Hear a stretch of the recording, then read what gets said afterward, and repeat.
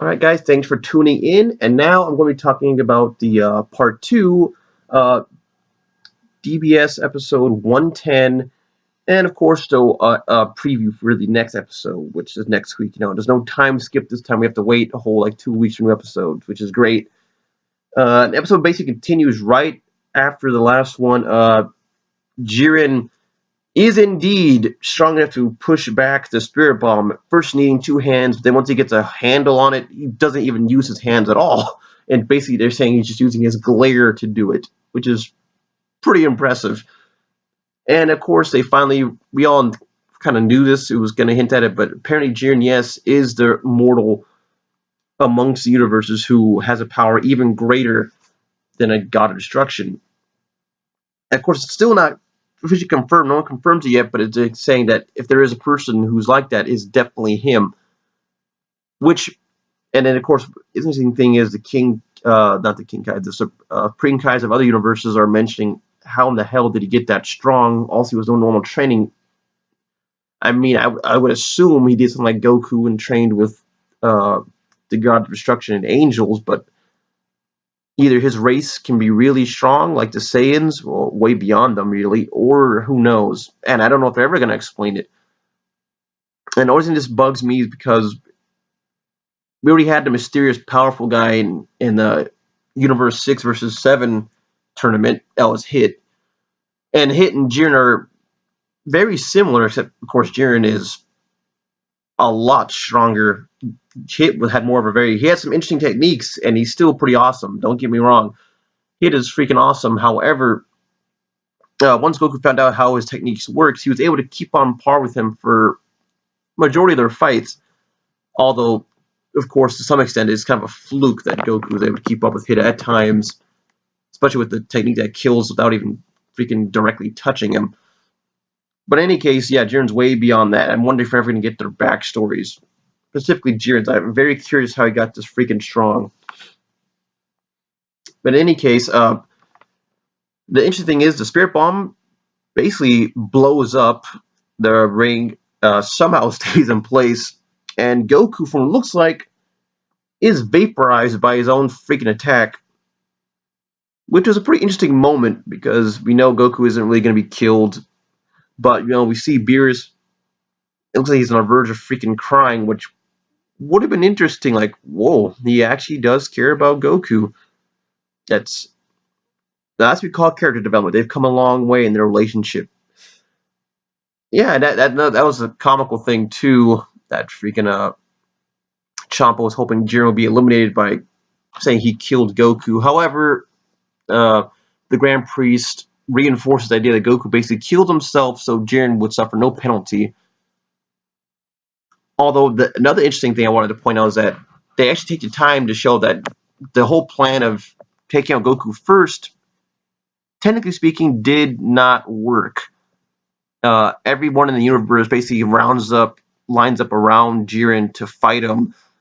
All the universes, and basically they say that, oh, no one has been demoralized. They're still willing to fight, which I guess we're gonna have to call it Captain Hindsight, because what happens next is the Spirit Bomb plays a pretty crucial role with Goku powering up. So if they changed their plan and Jiren had basically attacked the other members of Universe 7 first, knocking out the androids, Piccolo and Gohan, Vegeta probably not stood a chance in hell against him, as we've seen. Super Saiyan Blue wouldn't do anything.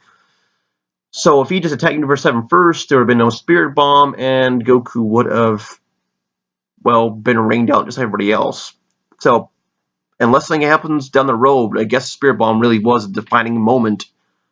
Once again, it didn't really do the thing it was intended to do, like with Frieza. However, it did serve a purpose, powering up Goku, which is a pretty epic moment. Beerus says he's coming, and then Goku appears in a pillar of light with a new form. That's basically this shot definitely reminded me of Goku first went Super Saiyan, which is definitely what they're going for. I mean, he looks exactly the same too, with the upper shirt is gone. He's just wearing the blue one now. Wasn't like the promo material which had Goku shirtless when he attained the form. So I guess that was just to hype it up, or maybe that's how it's going to look later on when he uses it. In any case, this moment was definitely trying to call back to that, and I will say it was well deserved. It was pulled off beautifully. I mean, the music was great, the shots were fantastic, and the moment, everyone's reaction was what made it so special, including Beerus looking very proud of Goku. You know, they come a long way since the Universe 6 and 7 tournament where Goku was basically just Beerus' pawn, as they even admitted they didn't care about Super Saiyans or Kaioken, but this appears to be a thing that has really earned Beerus' respect.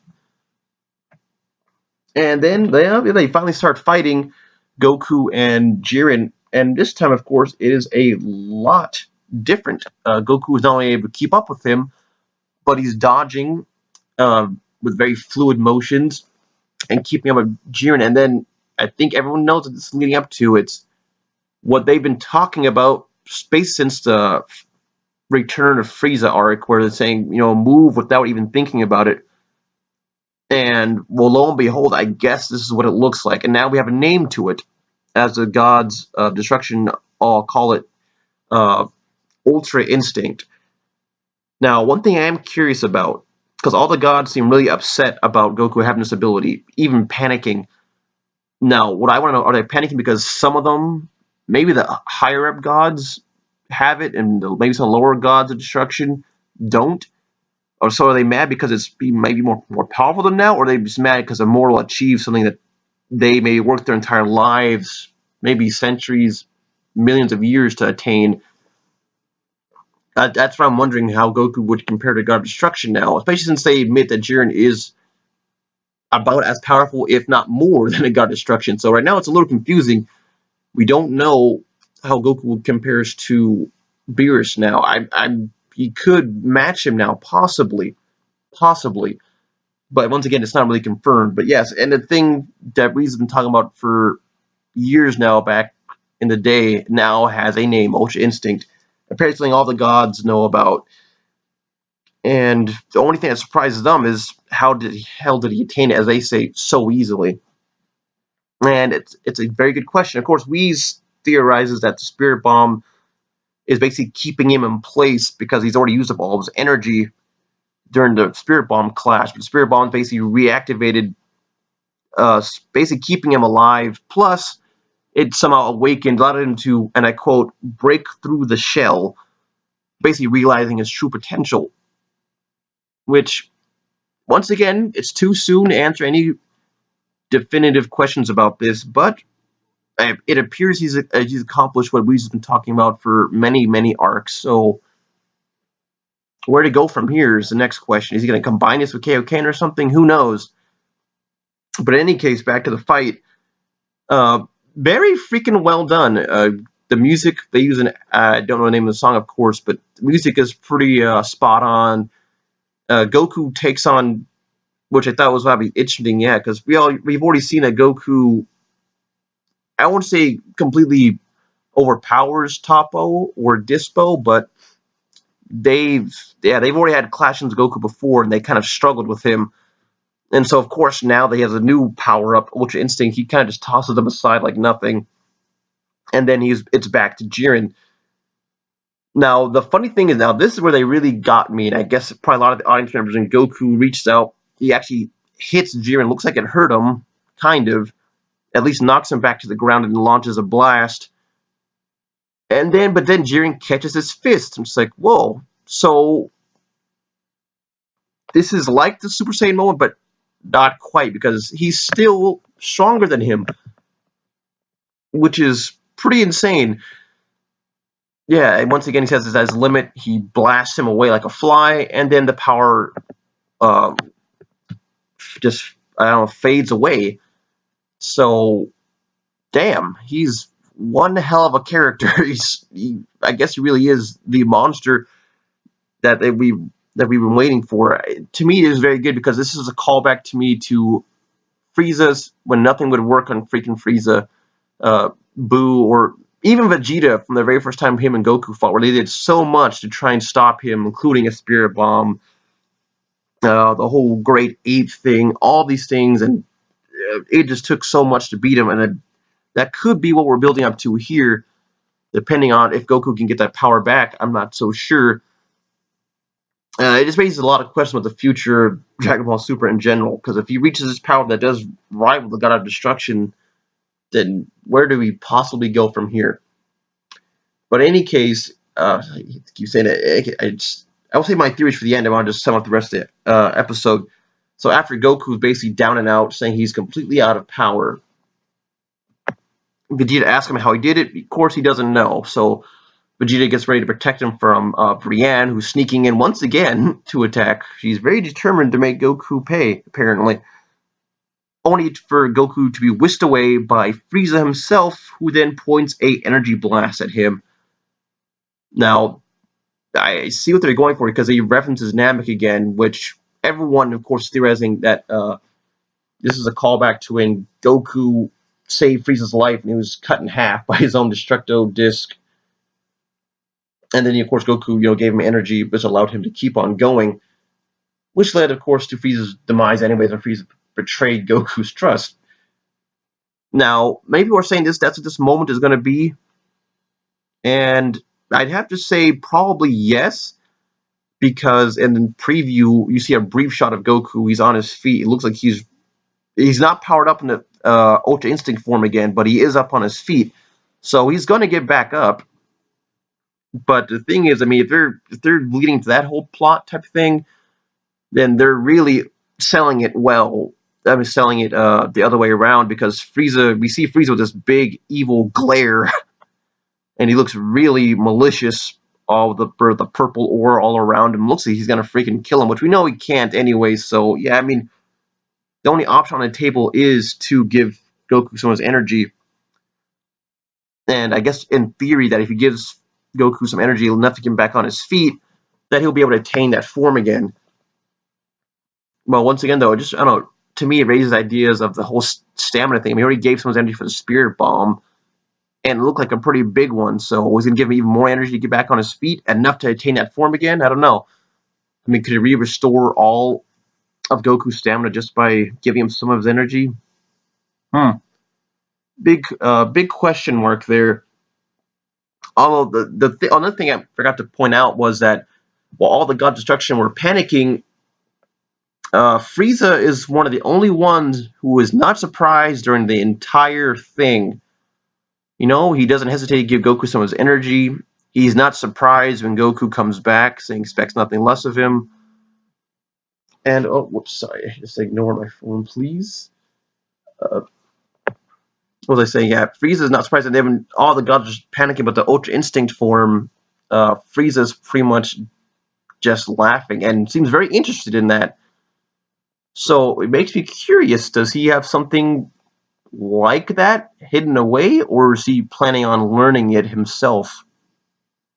Is Frieza, there's a lot going on in this arc between the Grand Priest and Frieza that I'm thinking, what is going on there behind the scenes? I'm very curious what Frieza has planned. He obviously still wants to overthrow the God of Destruction. That's immediately what my mind went back when he told Beerus he would not be on top forever. So clearly he wants this. We see something that threatens the God of Destruction, makes them sweat. Of course, he'd have to be very interested in that. So this should be cool. I want to see where this goes. And then, of course, we have the episode 111 preview, which is once again more hype. Now we finally get the Jiren versus Hit fight. And let me tell you, right from the freaking get-go, it looks like Hit is getting his ass kicked. However, I will say this, it does not look to be as bad as the ass kicking Goku was getting as Super Saiyan Blue times 20. Because he appears to be able to fight with him where he can at least touch him. And another thing to note, that he seems to be using all of his freaking techniques, including the one he used to push Dispo over the edge, that one he used to kill Goku temporarily, which, I mean, I guess since Jiren can barely be touched by anybody, I guess it's all right, I guess, because it obviously wouldn't kill him, but, I mean, just imagine if it did actually accidentally kill him, and then Hit would be disqualified. I don't know if you get erased, but you'd be out of the game. But yeah, he's using that technique that's only for killing, and it's not gonna work. So yeah, but then again, Hit is known to adapt very well as he did with Dispo, as he did with Goku. So I'm wondering, will Hit get a power boost by fighting with Jiren? Could be. And then of course, I mean, we'll just have basically a trinity of the most powerful warriors between Universe 7, 2, well, I mean Universe 11 and 6. Hit, Goku, and Jiren will be the baddest of the bad, with people like Vegeta unfortunately left behind. Although I still think they're planning something with him, and of course Frieza, who I gotta admit he's keeping me guessing, which is great. It's great. He's become a lot less predictable than he was in the Resurrection F arc. So yeah, I'm super hyped to see the next episode. I do want to see the Jiren versus Hit fight, but I'm just curious what's going to happen next with Goku's form. I mean, I must admit, the character that I'm usually not too interested in, Goku himself, I'm very curious what his path is going to lead to next, and the big implications for the arc itself. If it's true, this form is more powerful than God of Destruction, or at least on par with one. Which also, I'm wondering now, will Universe 11 finally change their strategy? Are they going to go after the rest of Universe 7 now? I think at this point it would be kind of apparent that they need to do so, because if Goku, even if Goku manages to, just fight on par with you, not overpower him, that'd still be a major distraction, and they only have 2 fighters left. Between Frieza, Android 17, and Vegeta, I'm pretty sure they could ring out Toppo and Dispo. So I think they need to freaking get their shit together. Another interesting thing I wanted to say about this episode, we kept seeing Khalifa. Of course, we already know she wet her pants at the sight of Super Saiyan Blue. So I'm wondering what she's going to do, because I mean they're keeping her around. She's obviously going to play some kind of part along with KO. They're going to play some kind of part in the finale.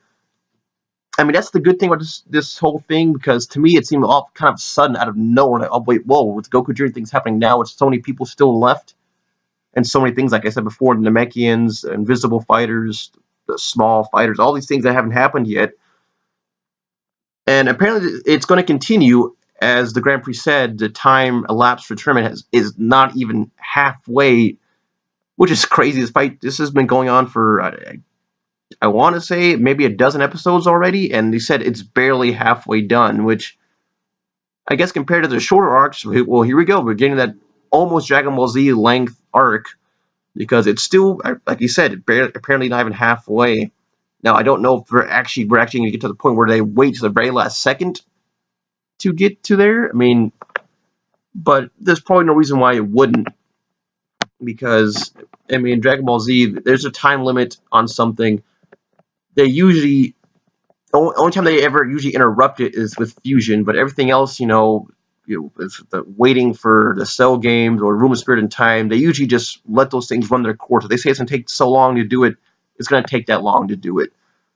So I don't know how many more episodes that translates to in Dragon Ball Time. If the tournament power is barely half over, then I'm guessing this would stretch out for maybe another dozen episodes, which it could be really fun. It could be really fun, especially now with all these things happening. But I want to see the new Namekians, see where they rank. Hopefully they're actually powerful. Yeah, because that's one complaint I still have about the show. It seems to me that, other than Universe, I mean, the only person who's really super impressive from Universe 6 so far is Hit and Kale, kind of. But we've already seen Kale's no match for Jiren, so we already know that's not going to be a thing. And Universe 7, of course, is dominating everybody, and of course, there's Jiren from Universe 11. So I'm wondering what's going to go next, and I've got to know who was going to get Brienne out, because I'm pretty sure she's wearing out her welcome. I don't mind the character, but at this point, she seems kind of a distraction. Now we've seen what Jiren can do, and he's barely tapping into his power. So pretty soon, we're going to have to get rid of silly characters like her to get on to the big finale, and hopefully tie in whatever Frieza has planned, the Grand Priest planned, if there even is one. But we know Frieza has something. So yeah, overall, very well done episodes. As far as I've been seeing, the reviews for this one are fantastic. Everyone's loving it. definitely a callback to Dragon Ball Z like moments of getting new transformation. And it, like as people have been saying, the transformation actually means something. It changes the whole level of the game if it is as strong as people are saying it is, because we still don't know how it will fare against an actual God of Destruction. But since they say Jiren's stronger than one, we could already be at that capacity where Goku surpasses the gods. So, which was the opening song implied anyways, go beyond Zeno, Sama, which I don't think he's stronger than Zeno. But like I said, too many questions for something that just came out. Well, we're going to have to see, and I'm looking very much forward to episode 111. Thanks for watching, guys, and tell me what you think about this episode in the comments below.